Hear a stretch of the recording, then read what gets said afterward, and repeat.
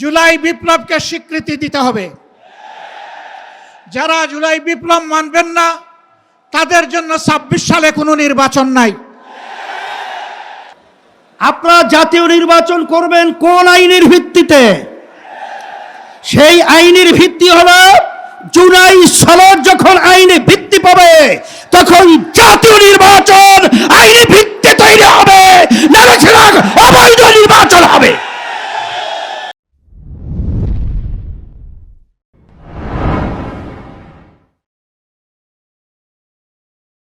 জুলাই বিপ্লবকে স্বীকৃতি দিতে হবে।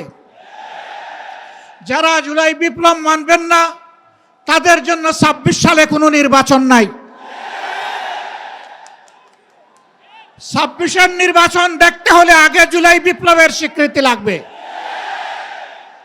আর জুলাই বিপ্লবের স্বীকৃতি দিতে হলে জুলাই সনদের আইনি ভিত্তি দিতেই হবে। এই আইনি ভিত্তি ছাড়া কোনো নির্বাচন অনুষ্ঠান হওয়ার কোনো সম্ভাবনা নেই। কখন হবে এই আইনি ভিত্তির গোড়াপত্তন? এদেশের মুক্তিকামী মানুষের কথা একটাই, জাতীয় সংসদ নির্বাচনের আগে গণভোট অনুষ্ঠিত হতে হবে। গণভোটের ব্যাপারে সকল দল একমত, তাহলে তারিখ নিয়ে এই বায়নাবাজি কেন? একমত হয়ে যখন স্বাক্ষর করেছি সবাই, তখন গণভোট আগে হওয়াই হচ্ছে যুক্তিযুক্ত।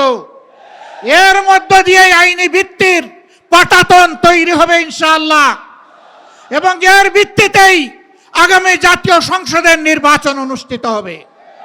ওই নির্বাচন যখন অনুষ্ঠিত হবে তখন আর কোনো সংশয় সন্দেহ থাকবে না।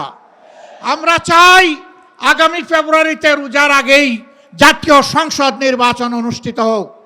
এইটা দিয়ে কেউ ধূম্রজাল সৃষ্টি করার পায়তারা চালাবেন না, উদূর পিণ্ডি বুদির গাড়ে ফেলবেন না। আমরা জাতীয় ঐক্যমত কমিশনে গিয়ে সকল দল আমাদের মতামত দিয়েছি। এই ৮ দলের পক্ষ থেকে ডজন খানেক নোট অফ ডিসেন্ট আমরা দেই নাই। আমরা প্রস্তাবনা রাখলে যৌক্তিক মনে করে সেখানে আলাপ আলোচনায় আমরা ইতিবাচক মত দিয়েছি। এরপরে সংখ্যাগরিষ্ঠ দলের মতামতের ভিত্তিতে একটা চার্টার তৈরি হয়েছে। এটি হচ্ছে গণতন্ত্রের কথা, যে সংখ্যাগরিষ্ঠ যা বলবে বাকিরা তাই মেনে নেবে। কিন্তু আমরা দেখলাম না, কেউ কেউ তা মেনে নিতে রাজি নন।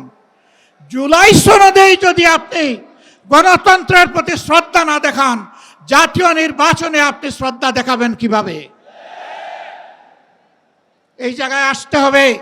সকল বায়না ভুলে যান, জুলাই শহীদের রক্তের প্রতি সম্মান দেখান। জুলাইয়ে যারা লড়াই করেছে বুক টান করে, যারা পঙ্গু আহত হয়ে এখনো দুঃখে দুঃখে কষ্ট করছে, মেহরবানি করে তাদের বুকের ভাষা বোঝার চেষ্টা করুন। আমার ভাই আল্লামা মামুনুল হক সাহেব বলেছেন, লড়াই করে ফ্যাসিবাদ বিদায় করেছি, লড়াই করে জনগণের দাবি আদায় করব। আমি স্পষ্ট ভাষায় বলতে চাই, কোনো দলের নয়, জনতার বিজয় হবে ইনশাআল্লাহ। জনতা কি চায় কান পেতে শোনার চেষ্টা করুন।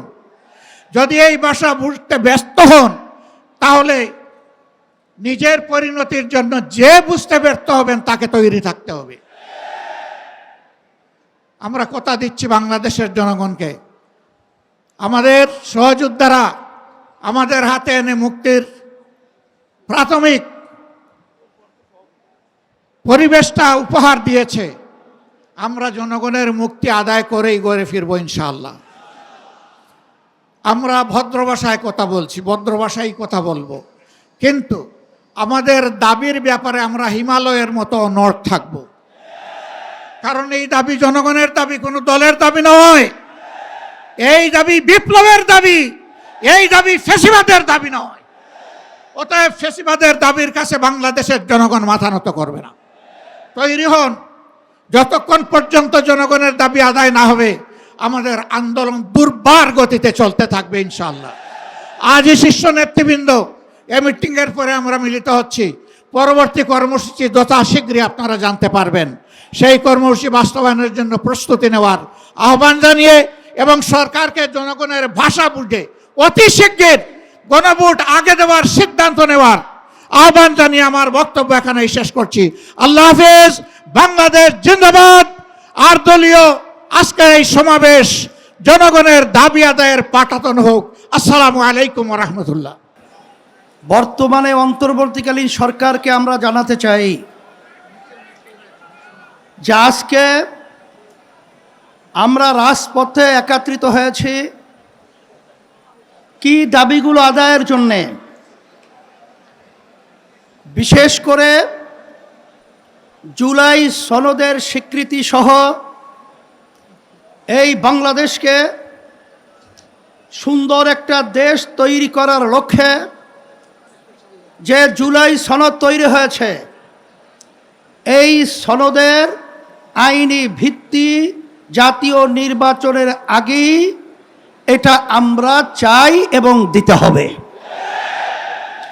সমস্ত রাজনৈতিক দলগুলো এই আইনি ভিত্তির ব্যাপারে, গণভোটের ব্যাপারে তারা একমত পোষণ করেছে। কিন্তু আজকে বাংলাদেশের ভিতরে উল্লেখযোগ্য যারা কয়েকবার দেশ পরিচালনা করেছে, তার ভিতরে একটা দল হলো বিএনপি। আজকে বিএনপি যে গণভোটের ব্যাপারে প্রস্তাব রেখেছে, যেদিন জাতীয় নির্বাচন সেদিন নাকি গণভোট। সম্মানিত আলোচকরা বলেছেন আপনারা জাতীয় নির্বাচন করবেন কোন আইনের ভিত্তিতে? সেই আইনের ভিত্তি হলো জুলাই সনদ যখন আইনে ভিত্তি পাবে তখন জাতীয় নির্বাচন আইনি ভিত্তি তৈরি হবে, নাহলে সেটা অবৈধ নির্বাচন হবে।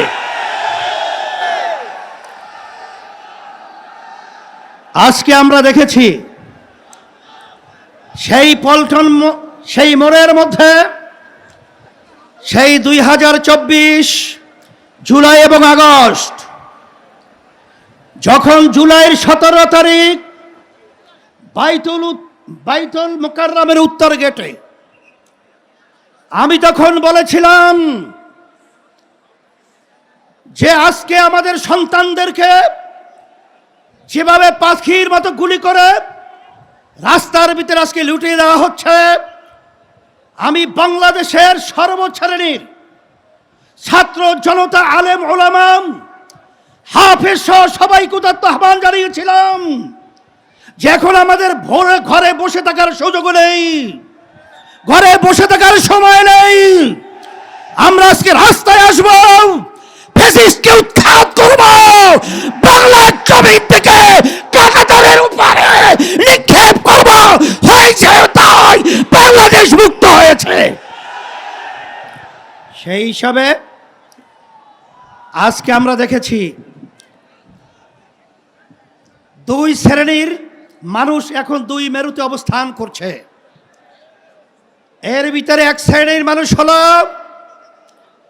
যারা নাকি আমরা দেশ প্রেমিক, আর এক শ্রেণী হলো ক্ষমতা প্রেমিক। ফ্যাসিস্ট আওয়ামী লীগ সরকার তারা দেশ প্রেমিক ছিল না, তারা ছিল ক্ষমতা প্রেমিক। তারা কিন্তু এক পর্যায়ে আমাদের বাংলাদেশ থেকে পালিয়ে কাঁটাতার পার হয়ে ভারতে অবস্থান করছে। নব্য যারা ফ্যাসিস্ট হওয়ার চিন্তা করছেন, যারা গণভোট নিয়ে নির্বাচনের আগে দেওয়ার ব্যাপারে তালবাহানা করছেন, আমি তাদেরকে উদ্দেশ্য করে বলতে চাই আজকে বাংলাদেশের ছাত্র জনতা, সর্বশ্রেণীর মানুষ আজকে জুলাই ভিত্তিক আইনি সর্বপ্রথম চায়, তারপর জাতীয় নির্বাচন চায়। কিন্তু আপনারা যদি এই জুলাই সনদ আইনি ভিত্তি দেওয়ার ব্যাপারে দড়িবসু করে থাকেন, আমাদের বাংলাদেশের 3 দিকে ভারতের কাঁটাতারের বেড়া, কিন্তু আপনারা পালাবেন কোথায়? আপনাদের জন্য অপেক্ষা করছেন সেই দক্ষিণে বঙ্গোপসাগর। এছাড়া কিন্তু আপনাদের পালাবার কোথাও জায়গা নেই। সেই হিসাবে সকলকে আহ্বান জানাবো, ভালো করে বুঝে নেন, জেনে নেন, অন্তর্বর্তীকালীন সরকারকে আমি অনুরোধ করছি, আমরা অনুরোধ করছি যে আপনারা যখন আমেরিকায় গেছিলেন তখন 3টা উল্লেখযোগ্য দলকে সাথে নিয়ে গেছিলেন, জামাতে ইসলামী বাংলাদেশ, বিএনপি, এনসিপি। কথা ঠিক কিনা? তা আপনারা জাতীয় নির্বাচনের আগে গণভোট দিতে আপনারা কোন প্রক্রিয়া, কোন হিসাব লাগবে, অঙ্ক শিখাতে হবে। আজকে এনসিপিও চায় যে গণভোট আগে হবে, তারপর জাতীয় নির্বাচন হবে। জামাত ইসলামও চায় আগে গণভোট হবে, তারপর জাতীয় নির্বাচন হবে। শুধু একটা দল বিএনপি, তারা ভোট চায় কখন? জাতীয় নির্বাচনের দিন। বাংলাদেশের মানুষ বুঝে গেছে আপনাদের উদ্দেশ্য ভালো না। যদি আপনাদের উদ্দেশ্য ভালোই হয়ে থাকে, যেখানে আইনি ভিত্তির ব্যাপারে একমত আপনারা পোষণ করেছেন, সেখানে গণভোটে এত গড়িমসি কেন? এটা জাতির কাছে পরিষ্কার হয়ে গেছে। আমরা অন্তর্বর্তী সরকারকে বলবো, আমরা শান্তিপ্রিয়, বারবার রাস্তায় রোদ্রে আমাদেরকে পোড়াচ্ছেন, আপনারা পুড়িয়েছেন, আর কত রাস্তায় নামতে হবে? এরপরে পরামর্শ ভিত্তিক আমরা বাংলাদেশের সর্বস্তরের মানুষদের নিয়ে এমন কর্মসূচি ঘোষণা করব, আপনি গণভোট জাতীয় নির্বাচনের আগে দিতে বাধ্য হবেন, বাস্তব দাবি মানতে বাধ্য হবেন ইনশাআল্লাহ। সেই দিক থেকে আমাদেরকে ও পথে আপনারা হাঁটাবেন না, আমরা ও পথে হাঁটতে চাই না। আজকে জাতীয় সমাবেশের মাধ্যমে আপনাদেরকে আমরা বারবার অনুরোধ করছি, এরপরে যদি আপনাদের শুভবুদ্ধি উদয় না হয়, তাহলে কিন্তু পরবর্তীতে আমরা কঠিন কর্মসূচি দিতে বাধ্য হব ইনশাআল্লাহ। আপনারা যে এসেছেন, আপনাদের সকলকে আমাদের পক্ষ থেকে আন্তরিক ধন্যবাদ, মোবারকবাদ, এবং সাথে সাংবাদিক বন্ধুদেরকে ধন্যবাদ মোবারকবাদ জানিয়ে, প্রশাসন ভাইদেরকে আন্তরিক ধন্যবাদ মোবারক জানিয়ে আজকে আমার এখানে আলোচনা শেষ করছি। আল্লাহুম্মা আমিন।